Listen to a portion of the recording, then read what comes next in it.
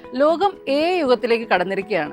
ഈ ഒരു സാഹചര്യത്തിൽ സൗജന്യമായി AI കുറിച്ച് പഠിക്കാനും അറിവ് നേടാനും സാധിക്കുന്ന നൈപുണ്യ വികസന പദ്ധതിയുമായി എത്തിയിരിക്കുകയാണ് കേന്ദ്ര ഇലക്ട്രോണിക്സ് IT മന്ത്രാലയം.